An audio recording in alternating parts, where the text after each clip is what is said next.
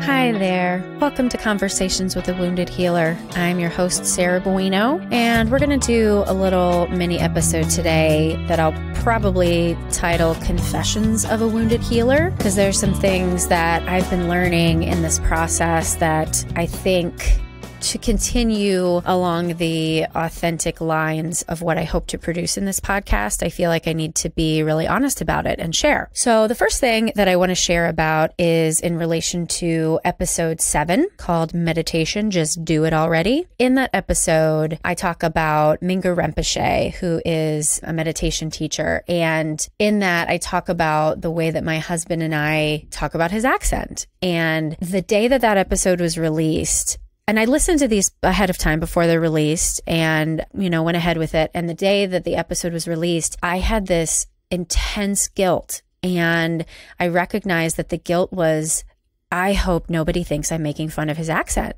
And is that racist? I remember telling my husband and, he's like, oh, no, it's okay. It's fine. And I'm thinking, I don't know if it is.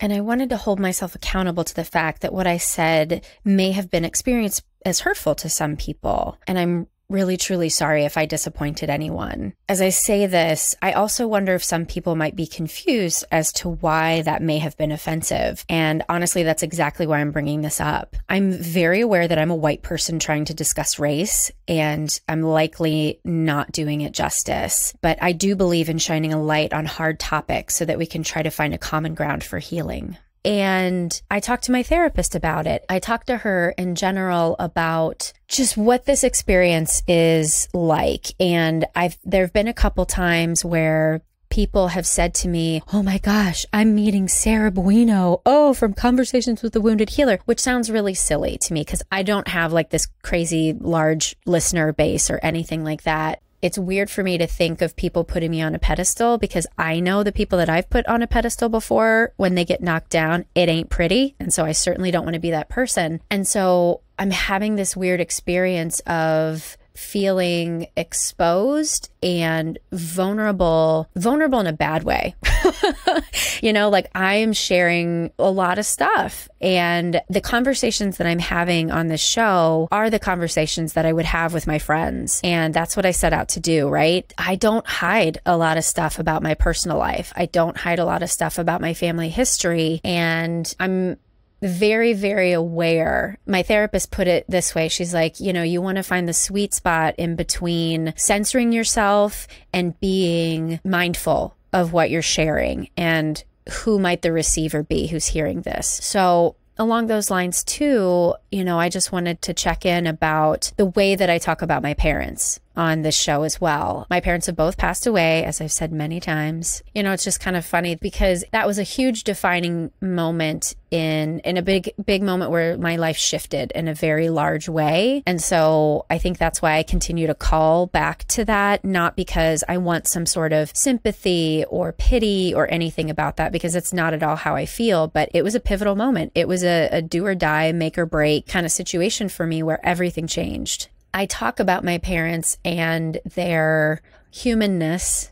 Let's say that in a really kind way. I talk about their humanness very candidly. There's a saying, not to speak ill of the dead. I hope that people understand that what I share about my parents is not in any way meant to be speaking ill of them. I'm very cognizant that the family members who I have left, who know my parents, I don't want them to cringe when they hear me saying something, that they might not agree with, because I feel like I can hold in one hand the things that my parents did or didn't do that I felt were hurtful. And I can hold in the other hand that they absolutely did the best that they could do.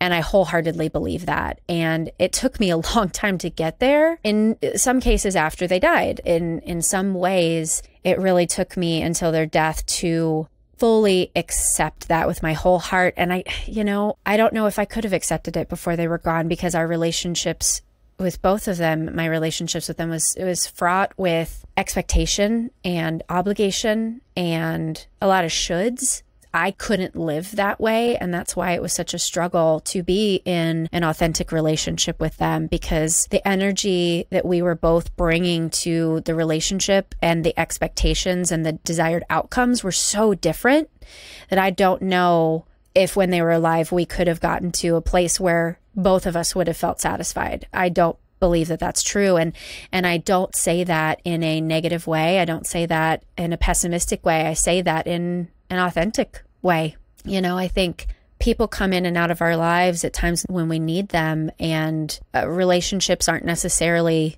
meant to last forever. And I think the family relationships are the hardest relationships because they're supposed to last forever, you know, at least, you know, as far as our lifetime is concerned. And there's some people that we are born into family with who we probably don't want to spend a lot of time with. And that's okay. You can love your family and not want to be with them. And I guess I just want to point back to this, that I really do hold the belief that everybody's doing the best they can. And sometimes our best is not good enough. You know, this is something Brene Brown talks about in her book, Rising Strong, and the realization that she had that if she walked through the world believing that everybody was doing the best they could, then she would have to set her boundaries really differently. That's how I felt about my parents at the time when they were alive. I felt like their best wasn't what I needed. I'm not going to say it wasn't good enough, because that just feels really shitty, but it wasn't what I needed. And so I had to set my boundaries in a way that didn't feel good for them. And it didn't honestly feel good for me either, but I knew that I wasn't going to get my needs met. And so I had to set those boundaries. And I guess I want people listening who knew my mom or my dad, probably my mom more specifically, because I know she's got a lot of fans out there, and I don't begrudge them that. But as I said, I think on an episode before, the relationship that one has with a parent is so laden with emotion and expectation and obligation, like I said before, that it's so easy to love someone and be like, oh, I wish they were my mom, like my therapist. I think to myself, oh my God, I wish she was my actual mother. But I'm sure that her kids at some point are like, oh my God, I wish somebody else was my mother. So I want to give to people who might be listening who knew my mom or my dad and say, you can have a different picture of who they were, because that's who they were to you. And I can have the picture of my parents for who they were to me, because that's who they were to me. And those two opposite things, potentially opposite, I'm just assuming, those two things can coexist at the same time. It's not either our parents are good people or bad people, or either somebody is racist or they're not. I think there's a lot of gray, and there's a lot of competing pieces and nuances that go into this. And that's part of healing. I titled this Conversations with a Wounded Healer because this is some sort of therapy for me to work through some of these wounds. And I think what I'm going to be called to do is to tolerate criticism. And that's probably what created that guilt that I felt after that episode on meditation was released, that fear of, well, fuck, what are people going to think about me? And someone's not going to be happy about that. I have to really think about, how do I want to say things, not so that they're going to be perceived in a certain way, but so I can just try my best to express my authentic self, and then know that I'm not going to please everybody. I think that's going to be a really hard lesson, because I've lived my whole life wanting people to like me. And right now, a lot of people do. And it feels really good. The day that I start getting negative feedback, it's going to hurt. And I'm probably going to cry, because I do that pretty easily. And I just want to be authentic and honest about that. So I know this has been a bit of a ramble, but I hope that you resonate with this in some way. The idea of kind of holding two opposites at the same time, this, you know, fear of being perceived in certain ways. And thank you for listening and for coming back. I appreciate it.